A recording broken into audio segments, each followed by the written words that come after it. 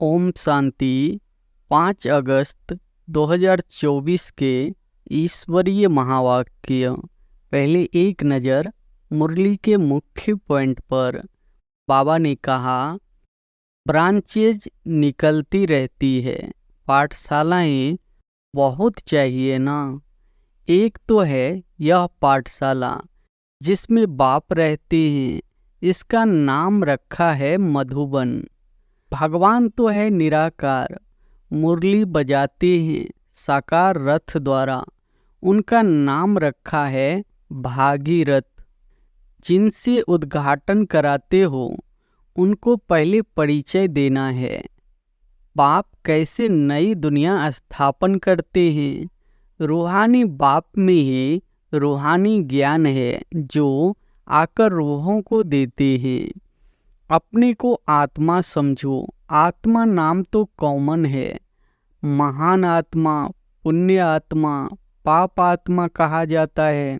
तो आत्मा को परमपिता परमात्मा बाप भी समझा रहे हैं। नई दुनिया में देवी देवताओं का राज्य था जिसकी अब फिर से स्थापना हो रही है। अभी तुम बच्चे शूद्र से ब्राह्मण बने हो, फिर तुमको ब्राह्मण से देवता बनाने आया हूँ। और फिर बाबा ने कहा, पावन बनाने वाले बाप को तुम गाली देते, गलानी करते हो, इसलिए तुम पाप आत्मा बन पड़े हो। कहते भी है, हे प्रभु, जन्म जन्मांतर का पापी हूँ, आकर पावन बनाओ। बाप बनाते ही है नर से नारायण, नारी से लक्ष्मी, जिनकी कभी कोई निंदा नहीं करते हैं। बाप कहते हैं, मैं राजयोग सिखलाता हूँ। वह राजकुमार, वह राजकुमारी जिनको स्वयंवर के बाद लक्ष्मी नारायण कहा जाता है। विश्व में शांति लक्ष्मी नारायण के राज्य में थी ना। यह सतयुग के मालिक था ना।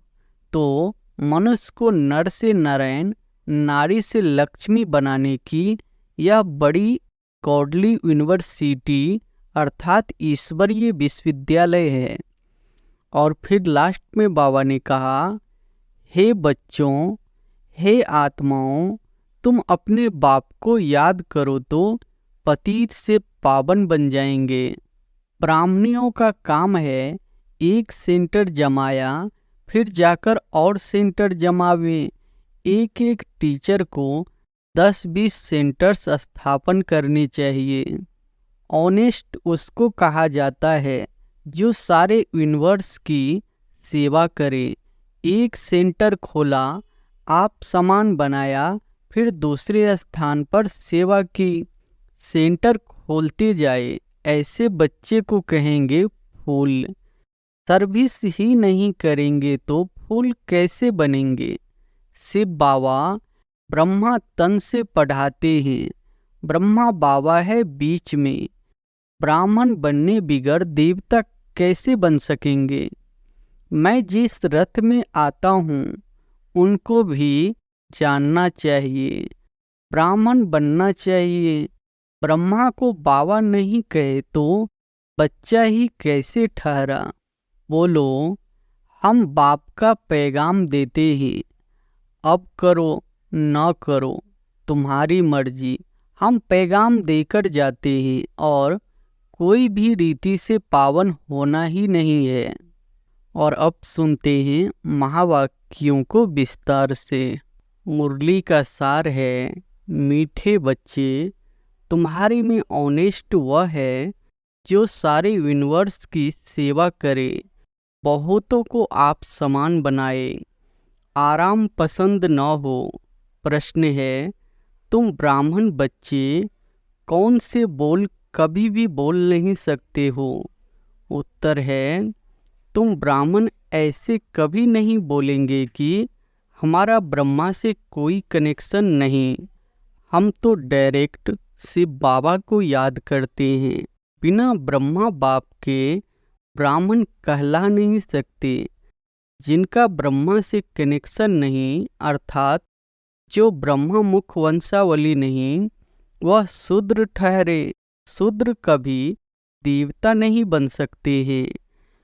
ओम शांति। रूहानी बाप बैठ समझाते हैं।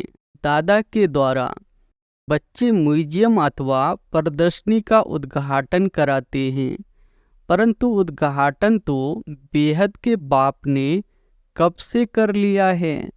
अब यह शाखाएं अथवा ब्रांचेज निकलती रहती है। पाठशालाएं बहुत चाहिए ना। एक तो है यह पाठशाला जिसमें बाप रहते हैं, इसका नाम रखा है मधुबन। बच्चे जानते हैं मधुबन में सदैव मुरली बजती रहती है। किसकी? भगवान की। अब भगवान तो निराकार मुरली बजाते हैं साकार रथ द्वारा।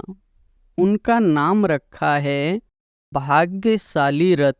यह तो कोई भी समझ सकते हैं, इसमें बाप प्रवेश करते हैं। यह तो तुम बच्चे ही समझते हो, और तो कोई न रचता को न रचना के आदि मध्य को जानते हैं।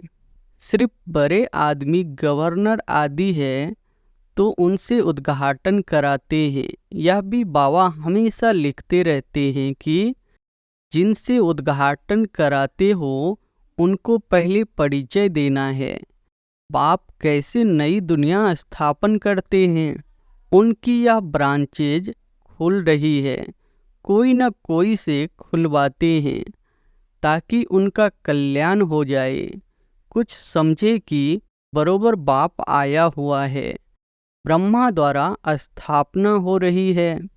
विश्व में शांति के राज्य की व आदि सनातन देवी देवता धर्म की उसका उद्घाटन तो हो चुका है। अभी यह ब्रांचेज खुल रही है, जैसे कि बैंक की ब्रांचेज खुलती जाती है।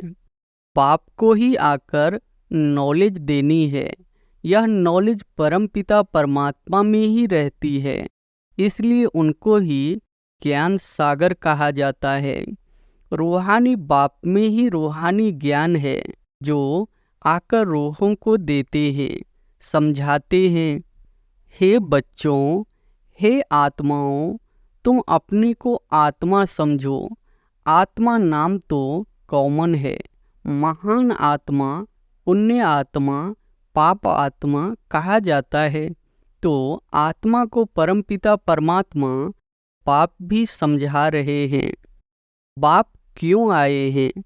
जरूर बच्चों को वर्षा देने लिए। फिर सतो प्रधान नई दुनिया में आना है। वर्ल्ड की हिस्ट्री ज्योग्राफी रिपीट कहा जाता है। नई अथवा पुरानी दुनिया मनुष्यों की ही है। बाप कहते हैं मैं आया हूँ नई दुनिया रचने। बिगर मनुष्यों के तो दुनिया होती नहीं। नई दुनिया में देवी देवताओं का राज्य था, जिसकी अब फिर से स्थापना हो रही है। अभी तुम बच्चे शूद्र से ब्राह्मण बने हो, फिर तुमको ब्राह्मण से देवता बनाने आया हूँ। तुम यह सुना सकते हो कि बाप ऐसे समझाते हैं।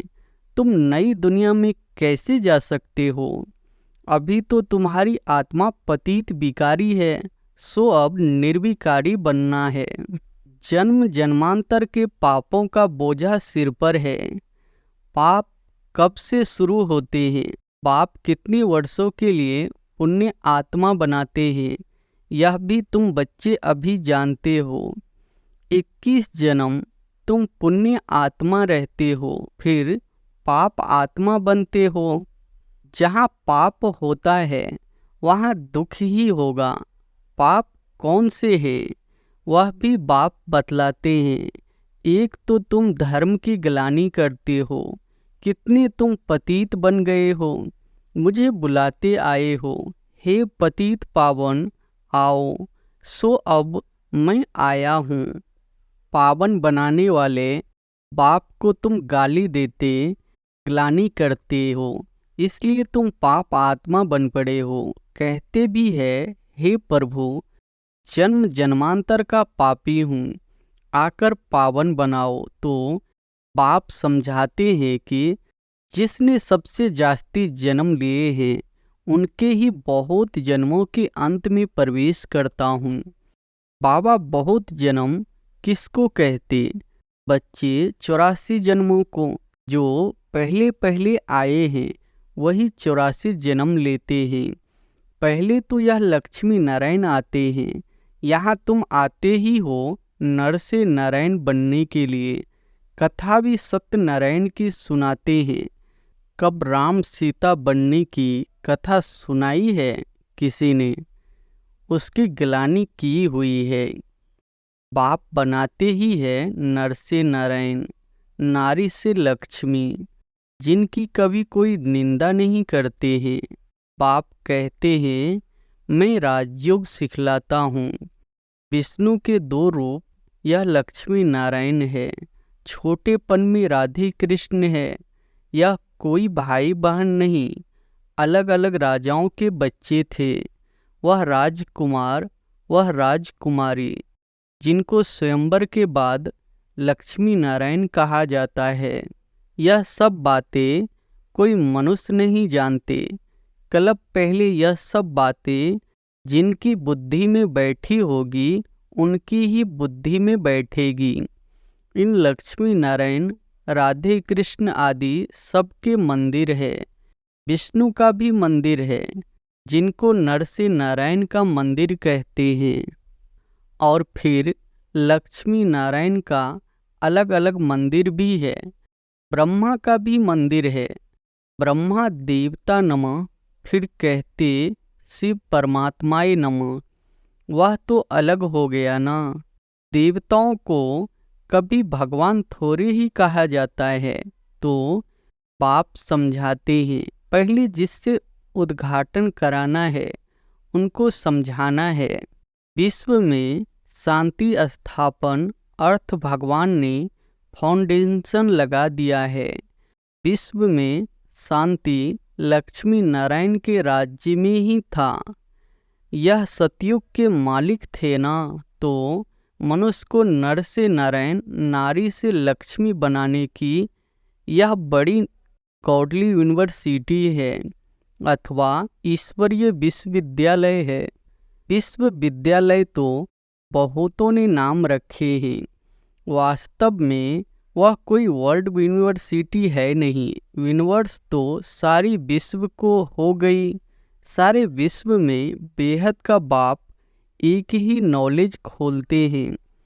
तुम जानते हो विश्व में पावन बनने की विश्वविद्यालय केवल यह एक ही है जो बाप स्थापन करते हैं।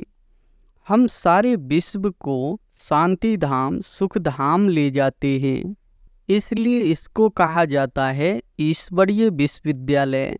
ईश्वर आकर सारे विश्व को मुक्ति, जीवन मुक्ति का वर्षा देते हैं। कहाँ बाप की बात, कहाँ यह सब बातें रहते यूनिवर्सिटी। यूनिवर्स अर्थात सारी दुनिया को चेंज करना, यह तो बाप का ही काम है। हमको यह नाम रखनी नहीं देते और गवर्नमेंट खुद रखती है। यह तो तुमको समझाना है।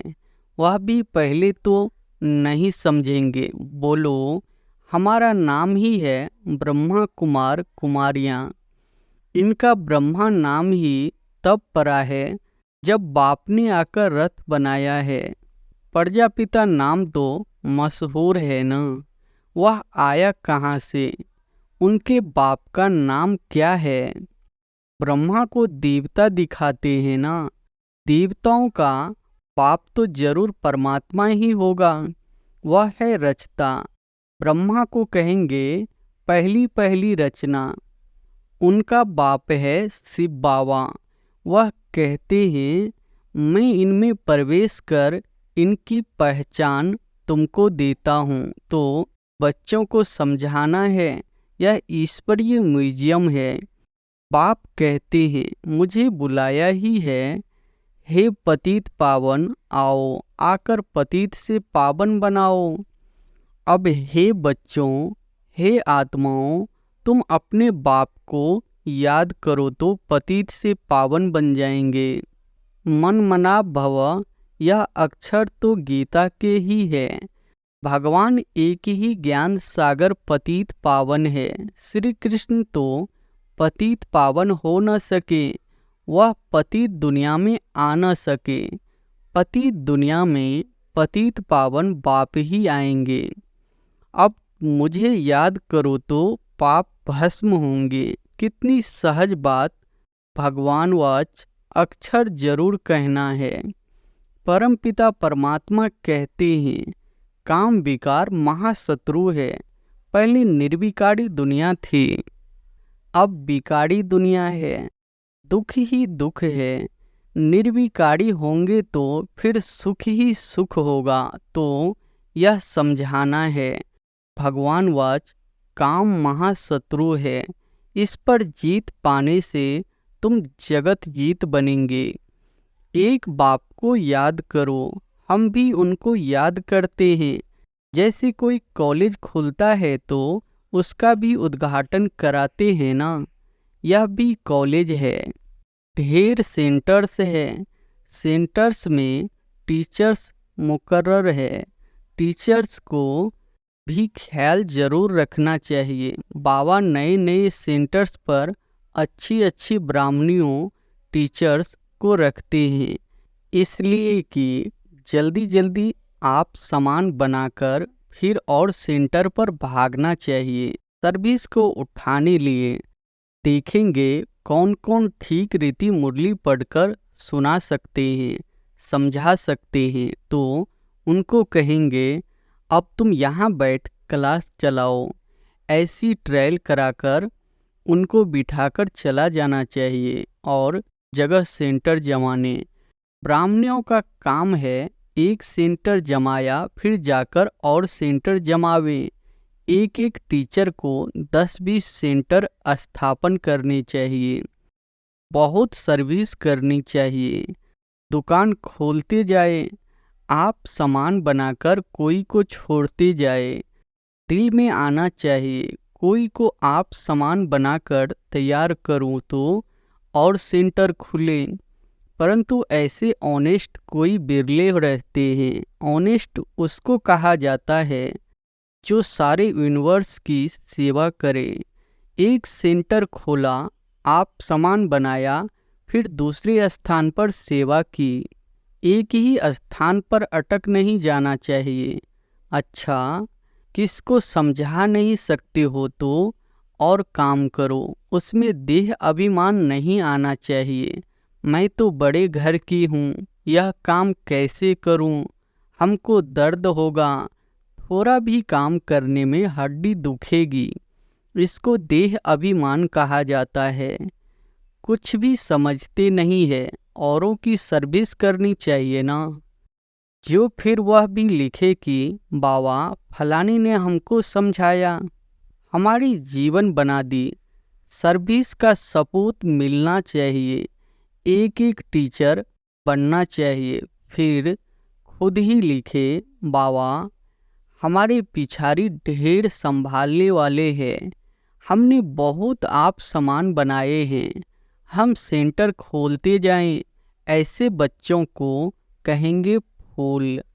सर्विस ही नहीं करेंगे तो फूल कैसे बनेंगे। फूलों का भी बगीचा है ना। तो उद्घाटन करने वालों को भी समझाना चाहिए हम ब्रह्मा कुमार कुमारियां हैं।